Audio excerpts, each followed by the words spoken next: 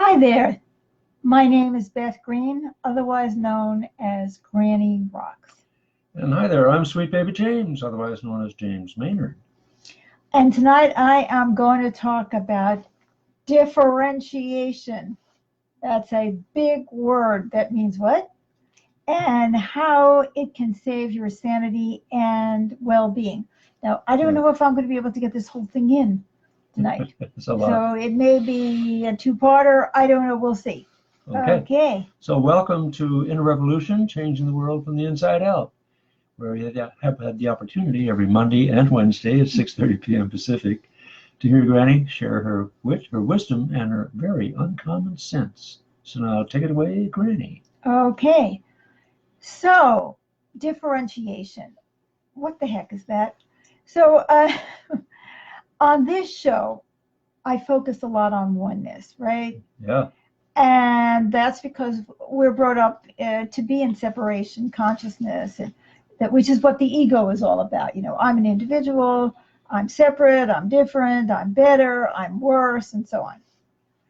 But if oneness is important, so is differentiation. Among other things, let me explain what oneness is. Oneness is the awareness that we are all connected on some invisible plane, like a spiritual plane or a psychic plane, an energetic plane. It's the awareness that we share a common destiny as humanity. You know, if the planet blows up, we're all gone. The environment, the society, we share all that. And it is the awareness that when I hurt you, I am also hurting myself, and vice versa. And it can mean many more things than that, but at least that gives you an idea. But if we are one, aren't we also individuals? I mean, if somebody sticks a knife in your leg, I may feel a lot of empathy for you, but I'd rather have it be in your leg than in mine, right? Because it's going to you. So, all right. So we have energy fields that are different. Like if I am sitting in the forest, I have an energy field around me. If you're sitting in the subway, you have an energy field around me. If we're around you. No. If you are sitting in the subway. Around you. Yeah, I thought you meant you, me. Okay. So, but if we're together, or especially, if we're in the same house, or if we're in the same bed, or we're, close to one another, then our energy fields are really going to impact one another because they're going to interact. Okay, now we can also disagree and have opposing thoughts and experiences. We are individuals in the context of oneness, but we are individuals. Oh, we have a couple of comments already. Ale said good morning, and a couple of other things. And REA says, hi, Beth and James. Hi, REA. So, hello, Ali. Hello, REA. Hello, REA. So good to see you. I hope you're feeling better. And Todd said hi there. Oh, hi Todd. There to you. Oh, and Karen just said hi. Hello, Karen. Hi, you too. Well, hi to you too. So, anyway, I've just been talking, for those of you who just came on, I've been talking about oneness and differentiation. That while we are one in some levels, we are also individuals in another level. So what's the big deal? How can this differentiation save our sanity? I don't get it. Well, the big deal is that when we become enmeshed, which is the opposite of differentiated, instead of being connected, this causes big problems. Like, yeah, we're connected in the oneness and all that, but when we're enmeshed, we are like, oh, it's like being a Siamese twin rather than, two people, who are differentiated. Island said, hello, Island. Hello, Island. Okay. So what is enmeshment? It's when we treat others not as one, but as extensions of ourselves. See what I mean? It's not like you and I are one, right? Right. It's like I am one and you're the other me. So, or you are one and I'm the other you. Right. So, for example, when my children's success feels vital to my emotional survival, and I have even figured out what success would be for them, I am enmeshed. Do you get that? Mm-hmm. My children's success is their life, right? But no, it's my life, right? I'm sure we've all seen it or experienced it. Okay. For example, I think that they should marry, or that they should pursue a certain career, or have particular political or social beliefs, or espouse a certain gender identity. I am enmeshed with them. I think I know who they're supposed to be, what they're supposed to be, and my well-being is contingent upon them doing what I think they should be doing and feeling the way they're supposed to feel, right? When I think my business has to have a certain net worth, and that means something about me, I'm enmeshed with that business. I don't have a beingness outside of that business. So if something happens, there's a dump in the stock market, there's people flying out the window committing suicide, right? Because they are their bank account or their business. Right? When I am devastated when I discover that my political candidate or favorite in government is lying or cheating, and I refuse to believe it, guess what, guys? I'm enmeshed. It's because I can't think for myself. I have to maintain the illusion of this man or woman because my survival emotionally depends on them being a certain way. Okay? You getting it? So, let me see. Looks like there's another comment. Island says, I will come back. Love you. I love you too, honey. We're looking forward to seeing you later. You see, when you're enmeshed, everything is about me. This is so common and so sad when it comes to love relationships and or life partners.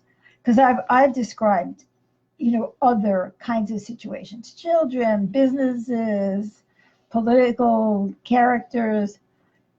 But when it comes to love relationships, it can be totally devastating. And that, by the way, love relationship can be with a child or a parent or a sibling or anybody really, as well as a co-partner.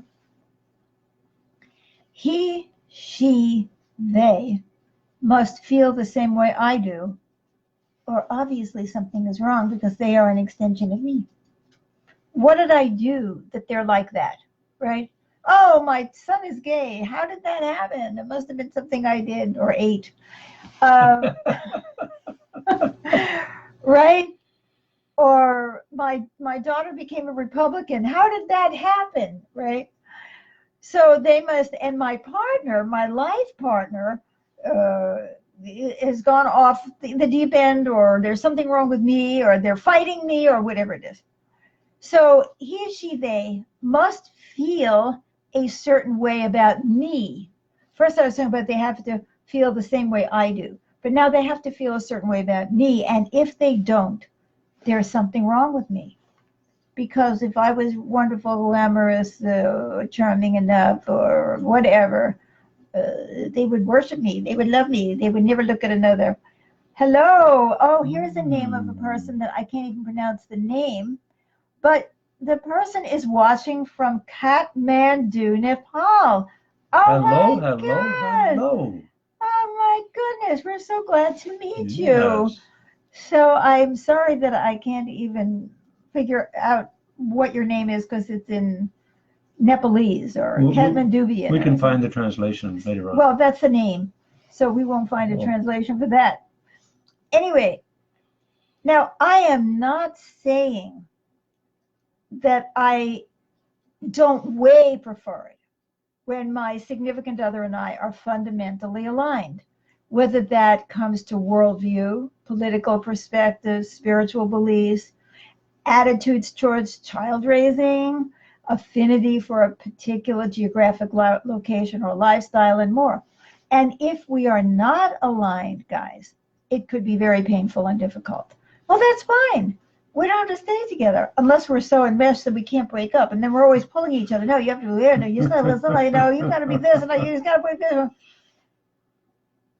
But if we are spending tons of time, well, it looks like we have another comment here. Roz says, hi, it's Roz in Cancun. Oh, we are so international tonight. Yeah. So international. Hello. Hola, Roz. Hola. ¿Qué tal? Anyway, if we spend tons of time and energy trying to get one another into our lane, we are in trouble.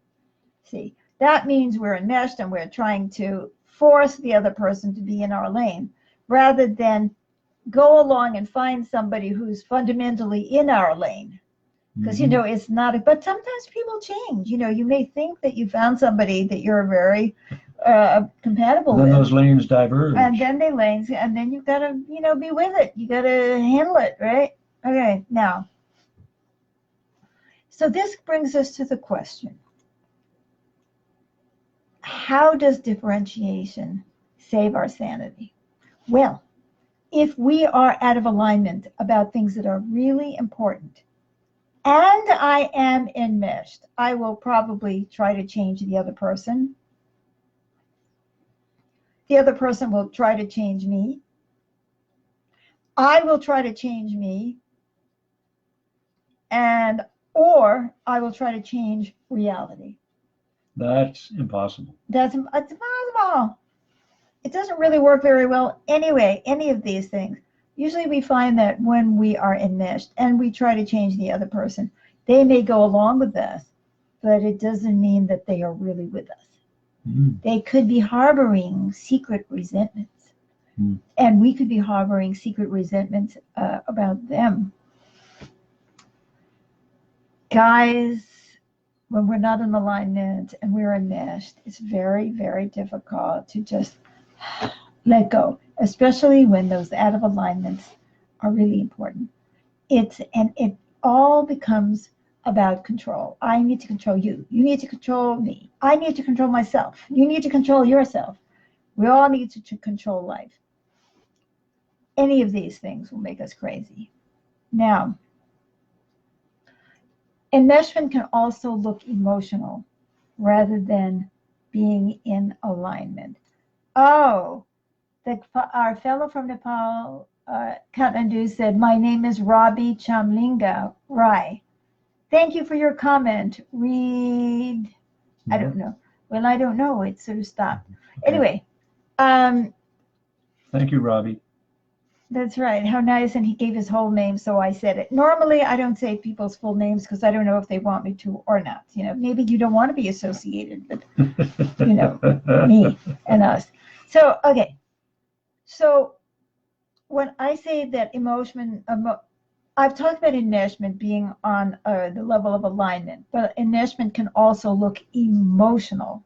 Let me explain what I mean. For example, if I feel everything you feel, and I can't differentiate, I will focus on changing you in order to save myself from your feelings. So, for example, if you are anxious, then I'm anxious.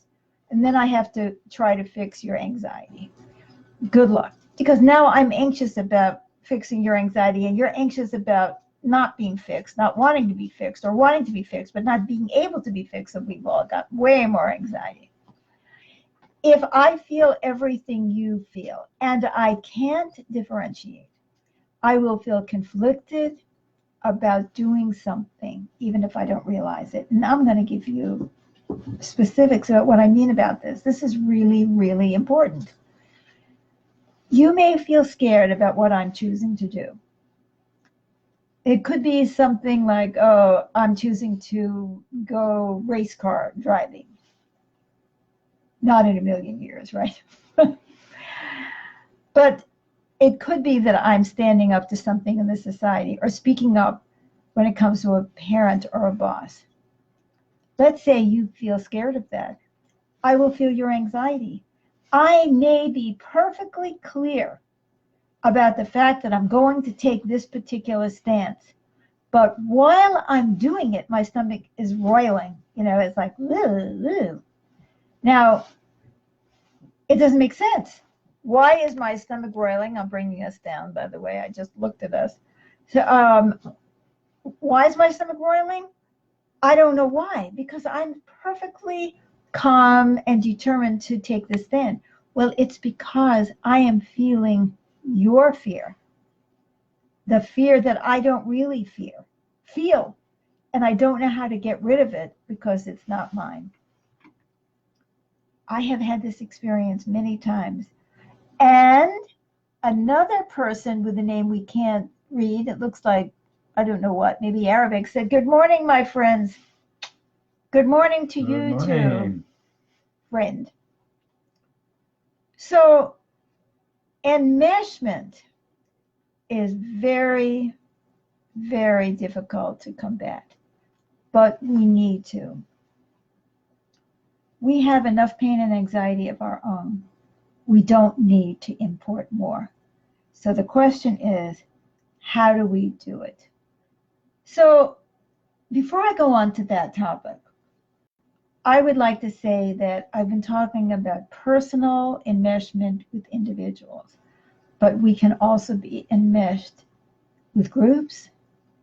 Like, oh, I'm in a sorority, so I think I really hate Phi Kappa Doodle. When I don't, actually I have a lot of friends in Phi Kappa Doodle, but, it's very hard for me. Or I might be enmeshed with my society and believe something that I truly do not believe. And I want to say this because I think I'm going to take on the second part of this, which is how do you differentiate next time, which would be Wednesday, right? Today's Wednesday. Yes, that's right. You don't have to wait too long, but you're like on with bated breath. What is Granny going to say? How do I do this? We're so enmeshed with you. We can't live without that next thing. That's right. Oh yeah, like we can be. I'm so glad you said that. We're so enmeshed with a drug that we can't live without it, even if it's killing us. Right. So boy, that's an interesting comment. Or so enmeshed with the cupcake that we can't do without it. Or enmeshed with our addiction. We can't differentiate from our addiction. Oh my God, there are so many kinds of enmeshment. Now, I want to say one more thing about this. If we find ourselves doing something that is abhorrent to our conscience and we do it anyway, we are probably enmeshed. And I want to say that I believe that many of us Americans are doing things that we do not believe in, that we're saying things we don't believe or we don't even like, but we're doing it because we are enmeshed with the society, enmeshed with a political group, enmeshed with our families. I've used this example before, but I want to bring it up here. If you were part of a lynch mob, you might have done something that you would never have done by yourself, something that you would not even consider doing or that you abhorred, but you got caught up in the energy of the group. And that is what is so dangerous about enmeshment. So we have got to learn how to differentiate.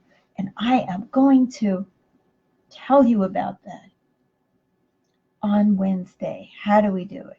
So before we leave tonight, I want to thank you so much for sharing this time with us.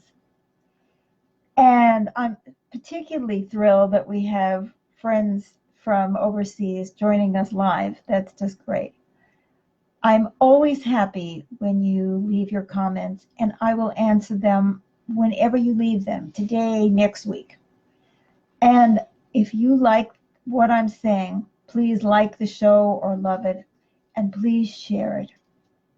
Also, please take a look at the little post that goes with this video that tells you how to get more information about us, how to donate to the cause if you can, and that kind of stuff.